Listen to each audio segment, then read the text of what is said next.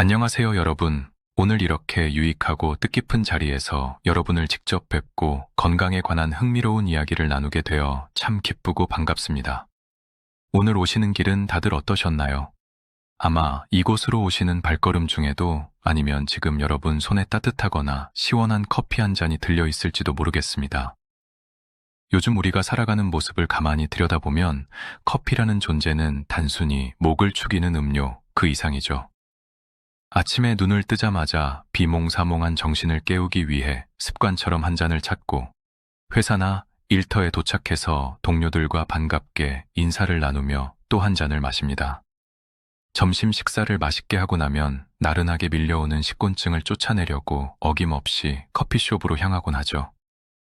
그렇게 하루에 두세 잔, 많게는 네다섯 잔씩 마시는 분들이 정말 많습니다. 오죽하면 우리나라 사람들의 혈관에는 피 대신 시원한 아메리카노가 흐르고 있다는 유쾌하고도 뼈 있는 농담이 자연스럽게 돌아다닐까요? 그런데 이렇게 매일 입에 달고 살면서도 문득 마음 한구석에서 찜찜하고 불안한 마음이 스멀스멀 피어오를 때가 있습니다. 오늘 내가 너무 많이 마신 건 아닐까? 이렇게 매일 같이 마시다간 위장이 다 망가지고 속이 뚫리는 건 아닐까? 밤에 잠도 자꾸 설치는데 이제 진짜 커피를 끊어야 하나 하면서 혼자 걱정을 하곤 하죠. 주변 사람들의 이야기도 제각각입니다. 누구는 커피가 장수에 도움이 된다느니 몸에 참 좋다고 하고 또 누구는 카페인 때문에 몸을 망치고 뼈가 약해진다고 하니까 도대체 어떤 말을 믿고 따라야 할지 혼란스럽기도 합니다. 그래서 오늘은 우리가 매일 습관처럼 마시는 이 커피가 과연 우리 몸에 진짜 약이 되는지 아니면 알게 모르게 몸을 망치는 독이 되는지 그리고 어떤 방법으로 마셔야 우리 건강에 득이 되는 진짜 보약처럼 즐길 수 있는지에 대해 여러분과 깊이 있고 편안하게 이야기를 나누어 보려고 합니다. 가장 먼저 많은 분들이 가장 궁금해하시는 핵심적인 질문부터 명확하게 짚고 넘어가 보겠습니다. 커피는 과연 우리 건강에 좋은 걸까요? 아니면 해로운 걸까요? 결론부터 시원하게 말씀드리면 제대로 알고 똑똑하게만 마신다면 커피는 우리가 생각하는 것 이상으로 우리 몸에 엄청난 건강상의 이점을 가져다주는 훌륭한 음료입니다. 사실 수십 년 전 과거에는 커피가 혈압을 무작정 올린다거나 심장에 무리를 준다 혹은 위를 망치고 중독을 일으키는 나쁜 습관이라 해서 건강에 적처럼 취급받던 시절도 분명 있었습니다. 하지만 최근 몇십 년 동안 전 세계의 수많은 의학과 과학 분야에서 엄격하게 진행된 대규모 연구 결과들을 보면 적당한 양의 커피 섭취는 오히려 우리 몸의 여러 만성 질환을 예방하고 생명을 연장하는 데 아주 긍정적인 역할을 한다는 사실이 명확하게 입증되고 있습니다. 그렇다면 커피 속에 들어있는 어떤 성분들이 도대체 우리 몸에서 무슨 작용을 하길래 이렇게 건강에 좋다는 이야기가 나오는 걸까요? 다들 제일 먼저 떠올리시는 대표 성분이 있죠. 바로 카페인입니다. 우리가 아침에 피곤하고 멍한 상태일 때 커피 한 잔을 마시면 순식간에 머리가 맑아지고 일에 집중할 수 있게 되는 기분을 다들 느껴보셨을 겁니다. 이건 단순한 기분 탓이나 심리적인 효과가 아닙니다. 카페인이 우리 뇌 속에 들어와 졸음을 느끼게 만드는 물질인 아데노신의 작용을 효과적으로 막아주고 신경 전달 물질을 활성화시켜주기 때문에 일어나는 과학적인 현상입니다. 덕분에 순간적인 기억력이나 판단력, 집중력이 나아지고 일이나 공부의 능률이 확 올라가게 되는 것이죠. 하지만 커피에는 우리가 잘 모르는 더 강력한 비밀 병기가 숨어 있습니다. 바로 몸 안의 독소를 없애주는 강력한 항산화 성분들입니다. 대표적으로 클로로겐산이라는 물질이 원두 속에 아주 풍부하게 들어있는데요. 항산화 성분이라는 것이 무슨 일을 하느냐 하면 우리 몸속 세포를 공격하고 늙게 만들며 각종 염증을 일으키는 악당 같은 존재인 활성산소를 깨끗하게 제거해주는 청소부 역할을 합니다. 어느 글로벌 연구기관에서 발표한 아주 흥미로운 조사 결과가 있습니다. 현대인들이 일상에서 섭취하는 전체 항산화 물질의 가장 큰 공급원이 우리가 흔히 생각하는 과일이나 채소가 아니라 의외로 매일 마시는 커피라는 사실입니다. 그만큼 커피 속에는 세포의 노화를 막아주고 염증을 줄여주는 유익한 성분이 가득 들어있는 셈입니다. 이 강력한 항산화 작용 덕분에 커피를 주기적으로 마시는 사람들은 당뇨병에 걸릴 위험이 크게 줄어듭니다. 커피 속 다양한 유효 성분들이 인슐린 저항성을 개선하고 혈당이 급격하게 오르는 것을 막아주기 때문에 커피를 마시지 않는 사람들에 비해 성인 당뇨병 발생률이 크게 낮아진다는 연구 결과가 계속해서 발표되고 있습니다. 어디 그뿐일까요? 커피는 우리 몸의 거대한 화학 공장이라고 불리는 간을 지켜주는데도 아주 탁월한 효과를 보입니다. 간에 지방이 쌓이는 지방간을 막아주고 간 조직이 딱딱하게 굳어가는 간경화나 나아가 무서운 간암으로 발전하는 위험을 대폭 낮춰준다는 것은 이미 의학계에서 공식적으로 인정받은 사실입니다.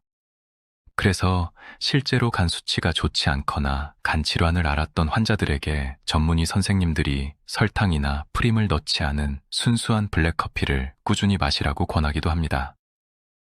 거기에 더해서 치매나 파킨슨병 같은 뇌신경 질환을 예방하는 데도 긍정적인 효과가 있고 심장병이나 뇌졸중으로 인한 사망 위험까지 줄여준다는 보고서들이 지속적으로 나오고 있습니다. 이 정도면 단순한 기호 음료를 넘어서 거의 자연이 준 고마운 건강식품이라고 불러도 손색이 없을 정도입니다. 자, 여기까지 제 이야기를 들으시면 속으로 이렇게 생각하시는 분도 계실 겁니다. 아니, 커피가 무슨 신비의 불로초였네. 오늘부터 하루에 10잔씩 마셔서 건강해져야겠다 하고 말이죠. 하지만 여기서 정말로 중요한 사실을 절대 잊으시면 안 됩니다. 아무리 좋은 보약도 과하면 몸을 해치는 독이 되듯 커피 역시 마찬가지라는 점입니다. 커피가 가진 좋은 효과만 믿고 무작정 많이 마시게 되면 그 이점들은 순식간에 사라지고 오히려 우리 몸을 공격하는 무서운 독이 되어 돌아옵니다. 커피가 가진 대표적인 부작용 중 하나는 바로 수면의 질을 심각하게 떨어뜨린다는 것입니다. 카페인은 우리 몸에 들어오면 쉽게 사라지지 않고 수시간 동안 계속해서 혈액 속에 남아 작용합니다. 사람마다 카페인을 분해하는 신진대사 능력이 완전히 다른데요.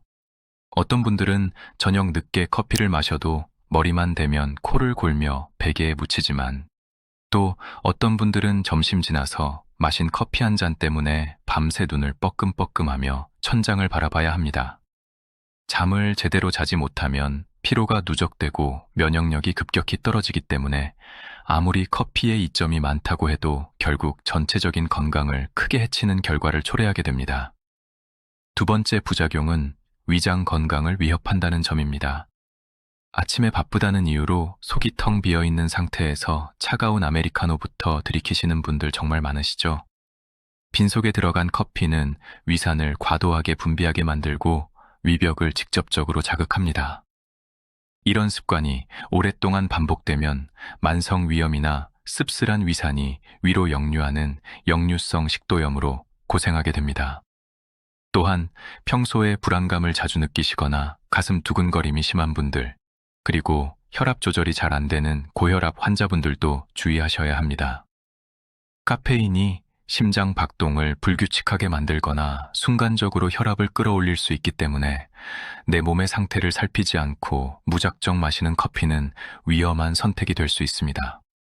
그렇다면 우리는 이 고마우면서도 까다로운 커피를 어떻게 마셔야 건강하고 스마트하게 즐길 수 있을까요?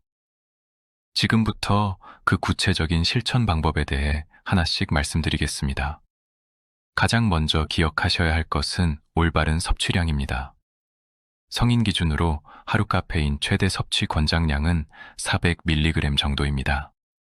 우리가 흔히 카페에서 사 마시는 중간 크기의 아메리카노를 기준으로 했을 때 하루 2잔에서 3잔 정도가 가장 적당한 양입니다. 만약 내가 커피를 마셨을 때 가슴이 두근거리거나 손이 미세하게 떨리고 속이 쓰리거나 불안한 마음이 든다면 그건 이미 내 몸이 카페인 용량을 초과했다고 보내는 경고 신호이므로 즉시 마시는 양을 줄이셔야 합니다. 두 번째는 마시는 타이밍입니다. 아침에 눈을 뜨자마자 첫 잔을 마시는 것은 피하는 것이 좋습니다.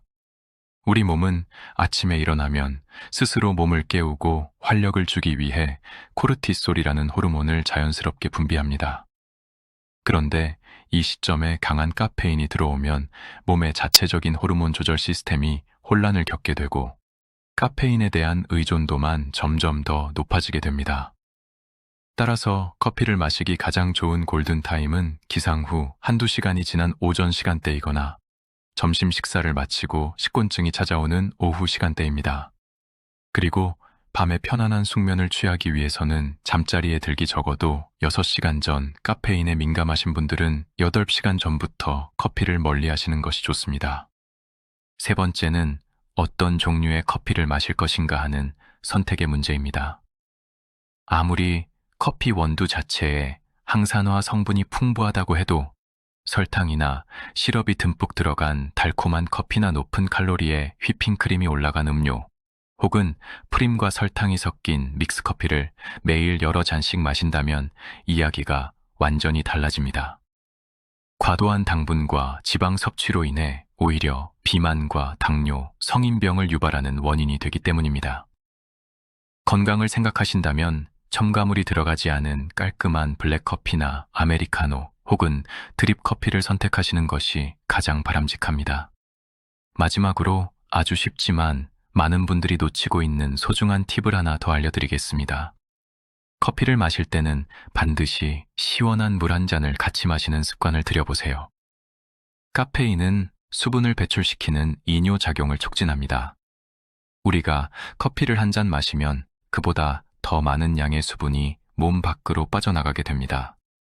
커피를 마시면서 물을 함께 챙겨 드시면 몸의 탈수를 막아주고 피부 건조를 예방할 수 있으며 위장에 들어가는 자극도 훨씬 부드럽게 완화시켜줄 수 있습니다.